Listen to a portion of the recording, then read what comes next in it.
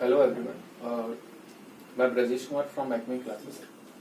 आज मैं आप लोगों को बता रहा हूँ कि लाइफ प्रोसेस क्या होता है। ठीक है, फर्स्ट ऑफ ऑल देखते हैं। The basic function performed by organisms to maintain their organized structure are called life process. मतलब क्या है, ये हमारे बॉडी का सबसे बेसिक फंक्शन होता है। ठीक है, जिसमें कि क्या है कि हमारे बॉडी के थ्रू जितने भी वर्क्स होते हैं या हमारे जो पार्ट्स ऑफ बॉडी हैं, हमारे जो ऑर्गन्स हैं, वो जितने भी वर्क करते हैं उनके कंप्लीट फंक्शनिंग में जो एक्टिविटीज होती है that is called life process. ठीक है, just like nutrition, respiration, circulation ATC.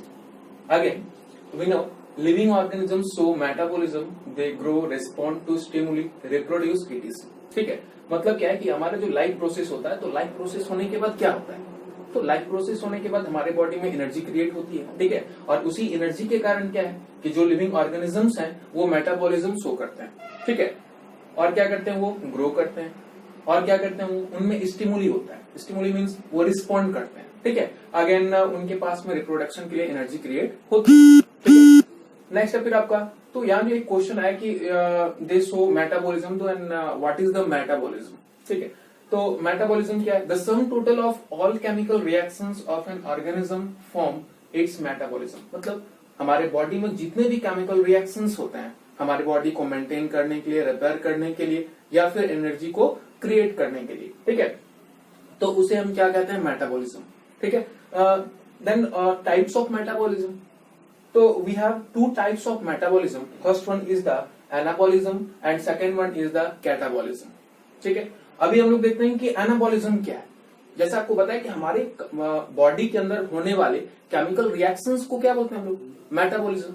ठीक है, देन एनाबॉलिज्म क्या है, ये भी एक केमिकल रिएक्शन है जिसमें कि सिंपल सब्सटेंसेस को कॉम्प्लेक्स सब्सटेंस में कन्वर्ट किया जाता है। ठीक है, फॉर एग्जांपल जब प्लांट्स में फोटोसिंथेसिस प्रोसेस होता है उसमें क्या होता है, उसमें होता है आपका कि ये कार्बन डाइऑक्साइड है, वाटर है, जब ये रिएक्शन करते हैं तो आफ्टर रिएक्शन ये C6H12O6 plus O2 plus H2O create करता है।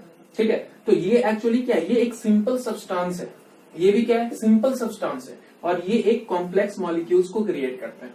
ठीक है, so it is the anabolism. ठीक है, again second one is the catabolism. So what is the catabolism, catabolism क्या होता है, ये कॉम्प्लेक्स सब्सटेंस को सिंपल सब्सटेंस में कन्वर्ट करता है। ठीक है, फॉर एग्जांपल रेस्पिरेशन, रेस्पिरेशन में क्या होता है कि हमारी कंप्लीट बॉडी में जब कार्बोहाइड्रेट्स डिकम्पोज होता है, after decomposition of carbohydrate then glucose is form. ठीक है, यानी कि C6H12O6 and when we respire oxygen then that oxygen react with the glucose and oxygen react with the glucose and it form carbon dioxide, water plus energy. ठीक है, सो यहाँ पे क्या था, ये हमारे पास एक कॉम्प्लेक्स मॉलिक्यूल था। ठीक है, और यही कॉम्प्लेक्स मॉलिक्यूल क्या हो गया, ये सिंपल मॉलिक्यूल में कन्वर्ट हो गया। So it is called the catabolism. तो हमारे बॉडी में और प्लांट्स बॉडी में, या बोल सकते हैं कि कंप्लीट जो लिविंग ऑर्गेनिजम्स हैं उनके बॉडी में क्या है, मेटाबॉलिज्म होती है। और ये मेटाबॉलिज्म जो है ये दो प्रकार की होती है। पहला it is the anabolism in which simple substances convert into the complex substances, and second one is the catabolism in which complex substances convert into the simple substances. Clear है यहाँ तक? So ये हमारा लाइफ प्रोसेस है। अब हम लोग discuss करते हैं कि न्यूट्रिशन क्या होता है। फर्स्ट ऑफ ऑल तो हमने देख लिया कि लाइफ प्रोसेस क्या होता है। लाइफ प्रोसेस का ही एक पार्ट है या उसी की एक फंक्शन है, दैट इज कॉल्ड न्यूट्रिशन। ठीक है, सो जानते हैं कि न्यूट्रिशन क्या होता है। It is a process of obtaining and utilization of food by a living organism. ठीक है, किसी लिविंग ऑर्गेनिज्म के थ्रू अपने बॉडी में फूड को ऑब्टेन करना और उसको यूटिलाइज करना, मीन्स उसको कंजर्व करना और एनर्जी क्रिएट करना और जनरेट करना इज कॉल्ड द न्यूट्रिशन। ठीक है, देन फिर हम जानते हैं कि मोड ऑफ न्यूट्रिशन क्या होते हैं, then how many types of nutrition. ठीक है, there were two types of nutrition. First one is the autotrophic nutrition and second one is the heterotrophic nutrition.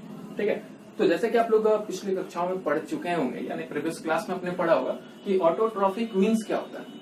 Autotrophic means होता है, ऑटो मीन्स सेल्फ, और tropic means होता है अपना food को prepare करना। इसका मतलब क्या है कि ऑटोट्रॉपिक न्यूट्रिशन में जितने भी ऑर्गेनिजम्स होते हैं वो अपने फूड को खुद से जनरेट करते हैं और क्रिएट करते हैं या फिर मेकिंग करते हैं। ठीक है, इसलिए the organisms that makes their own food from simple inorganic substances are called autotrophic nutrition. ठीक है, तो जैसा कि हमने क्या देखा कि जो वैसे ऑर्गेनिजम्स जो अपना फूड खुद से प्रिपेयर करते हैं, ठीक है, by using simple inorganic substances is known as autotrophic nutrition. ठीक है, बट हेटरोट्रॉपिक न्यूट्रिशन क्या है? हेट्रो मीन्स क्या होता है? जो किसी दूसरे ऑर्गेनिज्म के ऊपर डिपेंडेंट होता है। तो दूसरे मीन्स यहाँ पर जो प्राइमरी ऑर्गेनिज्म होते हैं दैट इज द ऑटोट्रॉपिक्स। ठीक है, so the organisms which can not make their own food and depend directly और इनडायरेक्टली ऑन ऑटोट्रॉप्स। मतलब क्या? वैसे ऑर्गेनिजम्स जो अपना फूड खुद से प्रिपेयर नहीं करते हैं और या तो डायरेक्टली या फिर इनडायरेक्टली वो ऑटोट्रॉप्स के ऊपर डिपेंडेंट होते हैं।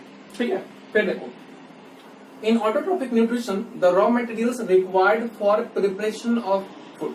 ठीक है, ऑटोट्रॉपिक न्यूट्रिशन में कुछ रॉ मटेरियल्स रिक्वायर्ड होते हैं, किसके लिए? फूड के प्रिपरेशन करने के लिए। तो ये रॉ मटेरियल्स क्या हैं? ये रॉ मटेरियल्स एक्चुअली में कार्बन डाइऑक्साइड होते हैं और वाटर। ठीक है, अगेन देखते हैं हम लोग हेटरोट्रॉपिक न्यूट्रिशन। तो जैसा कि हमने देखा कि हेटरोट्रॉपिक जो है ये या तो डायरेक्टली या फिर इनडायरेक्टली ऑटोट्रॉप्स के ऊपर डिपेंडेंट है, सो इन्हें किसी भी तरह के रॉ मटेरियल्स की जरूरत नहीं होती। ठीक है, ये क्या करते हैं? तो ऑटोट्रॉप्स के थ्रू बनाए यानी प्रिपेयर्ड जो मटेरियल्स होते हैं उसका यूज करते हैं अपने फूड को ऑब्टेन करने के लिए या फिर फूड को एब्जॉर्ब करने के लिए। ठीक है, अगेन फिर हम जानते हैं ऑटोट्रॉपिक न्यूट्रिशन में chlorophyll and sunlight are required. मतलब क्या है कि जो ऑटोट्रॉपिक न्यूट्रिशन यूज करते हैं या फिर वैसे ऑर्गेनिजम्स जो ऑटोट्रॉप्स होते हैं उनके पास क्या है? क्लोरोफिल और सनलाइट जो है काफी ज्यादा जरूरत होता है उनके लिए। ठीक है, ऐसा इसलिए क्योंकि जो प्लांट्स हैं, क्योंकि जब हमने ऑटोट्रॉपिक न्यूट्रिशन की बात की तो जनरली हम लोग प्लांट्स की बात कर रहे हैं। ठीक है, और प्लांट्स की जब बात कर रहे हैं तो जाहिर सी बात है कि इसमें ये क्या करेंगे? फोटोसिंथेसिस प्रोसेस का यूज करेंगे। और आपको पता होगा कि फोटोसिंथेसिस प्रोसेस का यूज तभी होगा जब प्लांट में क्लोरोफिल और सनलाइट होगा। ठीक है, क्योंकि क्लोरोफिल के प्रेजेंटेशन के कारण ही जो लीफ होता है वो सनलाइट को एब्जॉर्ब कर पाता है। ठीक है, और एब्जॉर्ब कर पाने के कारण उसमें फोटोसिंथेसिस प्रोसेस होता है, तभी जाकर के ये अपने फूड को प्रिपेयर कर सकते हैं, अदरवाइज नहीं कर पाएंगे। ठीक है, लेकिन अगर हम बात करें हेटरोट्रॉपिक न्यूट्रिशन की तो हमने क्या पढ़ा भी कि हेटरोट्रॉपिक न्यूट्रिशन जो है वो या तो डायरेक्टली या फिर इनडायरेक्टली वो ऑटोट्रॉप्स के ऊपर डिपेंडेंट है, सो इन्हें क्लोरोफिल और सनलाइट की रिक्वायरमेंट नहीं होती है। अब एग्जांपल के लिए अगर बात करें तो ऑटोट्रॉपिक न्यूट्रिशन में क्या हमारे पास प्लांट्स हैं एंड सम बैक्टीरिया, यानी कि कुछ जो बैक्टीरियाज होते हैं वो भी ऑटोट्रॉपिक न्यूट्रिशन का यूज करते हैं। और अगर हेटरोट्रॉपिक्स में बात करें तो इसमें ह्यूमंस हैं और एनिमल्स। क्लियर है? तो अभी तक हमने देख लिया कि लाइफ प्रोसेस क्या होता है, फिर हमने देखा कि न्यूट्रिशन क्या होता है। ठीक है, अब हम लोग देखते हैं जो न्यूट्रिशन में हमने देखा कि ऑटोट्रॉपिक न्यूट्रिशन यानी कि ऑटोट्रॉपिक मोड ऑफ न्यूट्रिशन, उसमें हम लोग देखने जा रहे हैं कि फोटोसिंथेसिस क्या होता है। ठीक है, जो कि प्लांट जो है इस प्रोसेस का यूज करता है ताकि वो अपने फूड को प्रिपेयर कर सके। ठीक है, तो फोटोसिंथेसिस में एक्चुअली क्या होता है? हमने पढ़ा था कि फोटोसिंथेसिस में कुछ जो सिंपलर सब्सटेंसेस होते हैं, ठीक है, ये सिंपलर सब्सटेंसेस को क्लोरोफिल और सनलाइट के प्रेजेंटेशन में एक कॉम्प्लेक्स सब्सटेंस में कन्वर्ट किया जाता है। ठीक है, तो इसमें हम लोग देखते हैं क्या कि प्लांट्स जो है ये आप देखिए एक प्लांट का फिगर हमने यहाँ बनाया है। ठीक है, इस फिगर में ये प्लांट का लीफ है, लीफ में क्या है? कुछ ग्रीन पिगमेंट्स है, that is the chloroplast which is present in the chlorophyll. ठीक है, ये क्लोरोफिल में होता है और इसी क्लोरोफिल के कारण क्या है कि यहाँ पर ये देख रहे हैं आपकी जो सनलाइट है, सनलाइट एब्जॉर्ब बाय क्लोरोफिल, यानी कि अगर क्लोरोफिल यहाँ प्रेजेंट है तभी ये सनलाइट को एब्जॉर्ब कर सकता है, अदरवाइज उसको एब्जॉर्ब नहीं कर पाएगा। ठीक है, अगेन हम लोग देखते हैं कि इसमें हमारे पास में जो ये डॉट लाइक स्ट्रक्चर्स जो है ये हमारे पास क्या है? स्टोमेटा। ठीक है, स्टोमेटा के कारण ही क्या होता है कि carbon dioxide and oxygen like gaseous exchanges create in the plant leaf. ठीक है, और यहाँ आप देख रहे हैं कि वाटर ट्रेवल्स अप जाइलम। ठीक है, आपने पढ़ा था कि क्लास 9th में आपने पढ़ रखा है कि xylem and phloem some like tissues होते हैं जो कि ट्रांसपोर्टेशन में हेल्प करते हैं किसी प्लांट्स के अंदर। ठीक है, तो यहाँ पे हम लोग क्या देखते हैं कि जो रूट है, रूट क्या करता है? वाटर को एब्जॉर्ब करता है, और ये जाइलम टिश्यू जो कि यहाँ प्रेजेंट होता है वो क्या करता है? इसको अपवर्ड डायरेक्शन में पुशअप करता है। ठीक है, और उसके बाद फिर ये धीरे धीरे करते करते जितने भी उसके पार्ट्स होते हैं हर जगह पे वो जाकर के यूज में आ जाता है। ठीक है, तो यहाँ पे क्या है कि एक्चुअली जो फोटोसिंथेसिस हुआ तो फोटोसिंथेसिस में यहाँ से कार्बन डाइऑक्साइड को एब्जॉर्ब किया गया, यहाँ से वाटर को एब्जॉर्ब किया गया और यहाँ से देन फिर क्या मिल गया? इसको सनलाइट मिल गया। ठीक है, तो ये कार्बन डाइऑक्साइड वाटर ये दोनों रिएक्शन करते हैं।